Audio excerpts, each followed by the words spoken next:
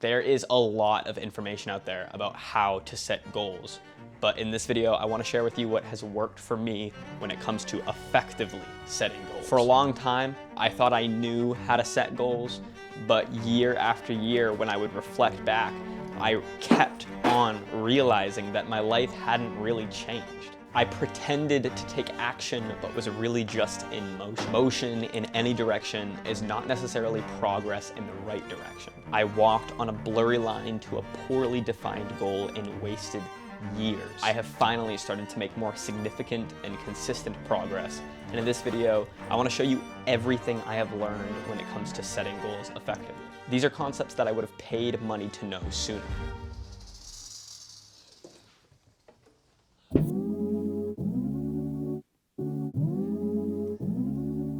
When I was 13 to 14, I quit the YouTube channel I had then because I wanted to take YouTube more seriously. I realized that I wanted YouTube to be my career, and so I wanted a fresh start, and I decided to take a year to learn more about filmmaking and learn more about the algorithm. And my plan was to come back all knowledgeable and stuff and instantly be on a better trajectory. But the problem was that when I came back, I wasn't. I was doing barely better than I had been doing when I was putting zero effort into my videos after a year of taking time to learn. The evident issue is that when I took a year off to learn, I had no idea what that meant. I didn't know what I was aiming for. I just had this vague concept of an ideal that I would like to push towards. Taking a year to get better at YouTube sounded good in my head, but with such a poorly defined destination, I had made virtually no progress.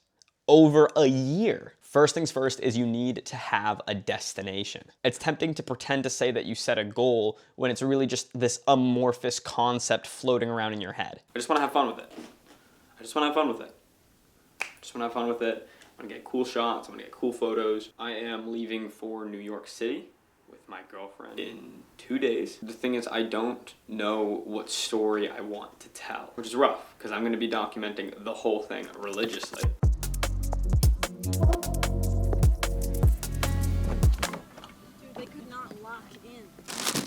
You need to actually have a defined destination. You need a trackable metric that is the signifier of a finish line. In life, the grand overarching goal is to keep playing, as Alex Hormozy says, or just to continually pursue said thing. So in health, the goal is to stay healthy. In business, the goal is to stay in business. In marriage, the goal is to stay married. In education, the goal is to keep being educated. In the overarching narrative of your life, all goals become undefinable because the goal is the upward trajectory. That's fine. But in the frame of your life, within those ideals, you want goals, definable, trackable destinations. Your goal for the new year shouldn't be get healthier. What does that even mean? Sure, over the span of your life, you might be able to look back at your life's trajectory and see if that's happening. But saying that your goal is to get healthier this year is like saying that your destination is the system. The process isn't a goal. It's a life ideal, but it's not a goal. If you want to get healthier, you could say that your goal for this year is to lose 10% of your body fat. There we go. Now we're getting somewhere. That is something that you can aim towards. And more importantly, that is something that you can break down. What's up?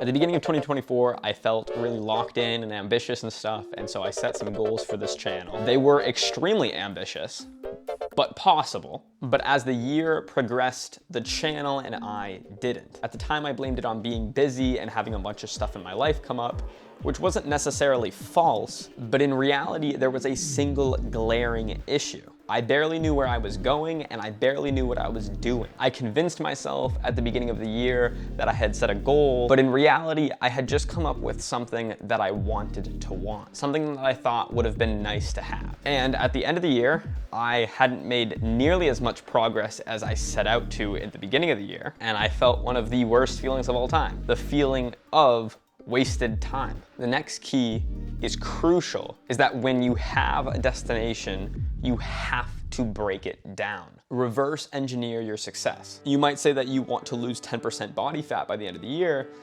but just the singular sentence, I want to lose 10% body fat at the end of the year, doesn't exactly help you get there. Breaking this down might look like taking that 10% number and translating it into an actual pound number. Let's say that 10% of your body fat was 24 pounds. Then splitting that across the year, then splitting that across the weeks, half a pound a week, and then figuring out what your maintenance calorie is and what deficit you would have to stay in to lose that amount per week. Then figuring out how much you would have to eat a day to stay within your weekly deficit. You can substitute the metrics and milestones for that example with any goal that you have. The idea is that you need to break it down as much as possible. Understanding the big goal and then breaking it down into the smallest milestones possible not only ensures that you're making progress, but it also gives you that feeling of purpose. Because even when you don't have the end result in your hands, you can still see trackable progress day by day, week by week, month by month, all the way to the goal. Then the progress in and of itself becomes motivation. I wonder if I like this. That. It's always funny how you can utterly demolish someone's worldview by asking why 5 times. I want a Lambo. Why? Because I want a nice car. Why? Because it's fun to ride. Why do you value having fun? Because it makes me happy. Why do you value being happy? I don't know. You kind of get to this point of this forever loop of either I want this because I want this, or I want this because I have to want this because of determinate factors like evolution. I would disagree with that because I'm religious, but you get my point that with a lot of people, if you continue to ask them why, pretty quickly you realize that they don't have a justification for what they're doing in their life or what they believe. To get a little bit philosophical on you, eventually you do come to this point in logic where everything becomes circular or self-referencing. That's necessitated when it comes to the paradigmatic conversation, the justification for your worldview. But bringing it back, when it comes to goals, you need to have a deeper reason than because it feels good. I say this not only on a religious basis because feeling good isn't a justification for something, but also on a practical basis. When you wake up at 5 a.m. and the only thought begging you to stay awake against the rest of your body is, well, one day the Lambo might feel nice, you're going back to bed every time. You're hitting the snooze every day of the week. If all you have to lean on is a wish of a positive feeling from ripping the car down the road, you're going back to bed. The longing for an appetitive feeling will usually never be enough to make you take action, much less consistent action. You want to go deeper, as deep as you can. You hear this a lot. You want to be a YouTuber or an entrepreneur. Why? Not because I want a lot of followers, but maybe because it leads to the life of freedom and independence that I deeply desire. Or it gives me the ability to have an actual positive impact and influence on the world around me. Now we're getting somewhere. And I'm not saying that's as deep as you can go, but that's far more impactful than a surface level, I want this because it would be cool. You want to have the most foundational core why that you can get to. This core reason will be the justification for every action you take in the process of achieving your goals, and the tether through which you will be tied to the process even when it's difficult.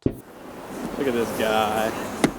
Almost all of the progress I've made in my life has happened in the past 1 to 2 years. And almost all of the progress I made in the past 1 to 2 years happened in the last 6 months of the last year. The time in my life didn't change. It's what I chose to focus on. Literally one of the biggest revelations I have had recently is that if I focus on the point of constraint, the limiting factor when it comes to my goals, I can't help but make progress. I have wasted so much time in my life doing tasks that I convinced myself pushed me towards my goals, but didn't. There is a reason you don't have the goal that you set out for right now. If you keep pushing it back far enough, you'll find something that's holding you back right now. For instance, this is not my goal, but let's say I had a goal of 10K subscribers by the end of the year. The reason I don't have 10,000 subscribers is because I don't get views that equate to 10,000 people subscribing to me. The reason my packaging isn't good enough is because my thumbnails and titles don't have the required CTR. There we go. With a little bit of digging, I realized that in my goal, the limiting factor right now is that I need to boost my CTR. There's always one biggest point of constraint in your system. If you continually just focus on that thing, the thing that is holding you back right now, if you continually just focus on fixing that, you can't help but dramatically improve. I learned this when I was learning about how Elon Musk runs his businesses. Literally, all he does is go from business to business, building to building, working on the biggest point of constraint for that business at that time. Once that point of constraint is solved,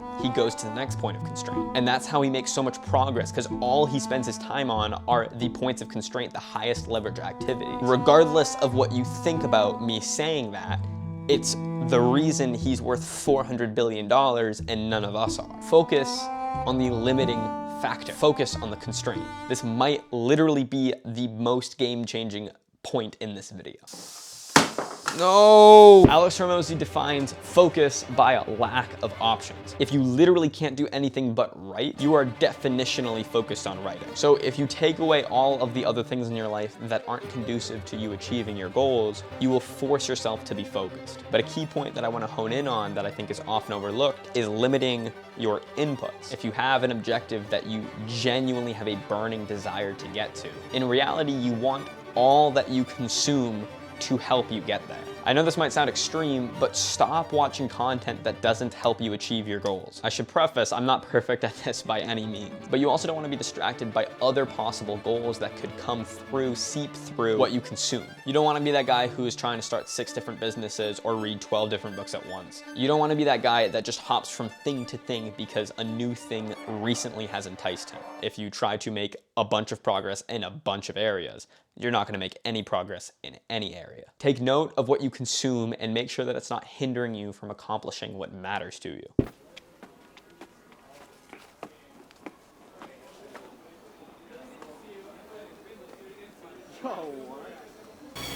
Oh my God.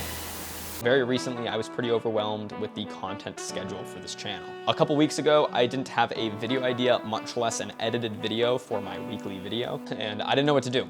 I was talking about it with my girlfriend, and then she mentioned that I keep talking about how I want to make videos that I'm proud of, how I want to make videos that actually supply value. And she mentioned that why not miss 1 week so I can come back stronger the next week. Don't rush a video this week and put out a video that you're not proud of, that doesn't actually provide value, and just put all of that effort into the next week's video. I cannot express to you in that moment the amount of peace that came over. I felt like I had been completely reoriented, but I also gained a valuable and practical piece of advice on how I can get out of that pit of anxiety in the future. What I found in my life is that if I feel anxious or overwhelmed, it's almost always a symptom of a lack of clarity. Practically what happened in the example I just shared is that I zoomed out and then I zoomed in. What I mean by that is that I zoomed out to a wider perspective of my goal. I looked at all the rest of the weeks of the month and what the content schedule would look like overall. And in that process, I then had the clarity to zoom back into my week and my day and realize what I had to do now. If you feel a bit directionless, like maybe you've stumbled off the path of the pursuit of your goals, I think it's worth zooming out, looking at the big picture, what the end goal is, what the goal is for this month or for the larger chunk of time, and then re-breaking it back down to where you are in the present moment. What I found is that you really do need to keep your end goal at the forefront of your mind, because it's extremely difficult to lose that clarity,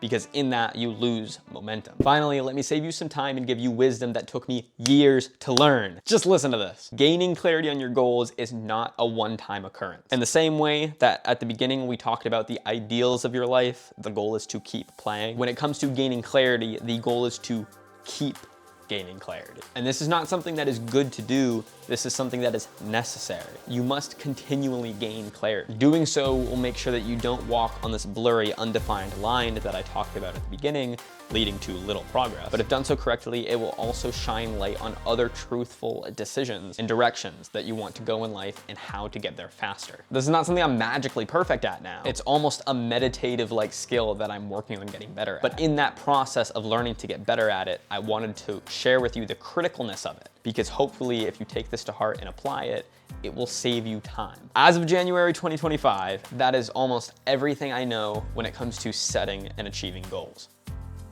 Almost. I can promise you that if this video is taken action upon, you will save time and you will make progress. I hope you found value in this video.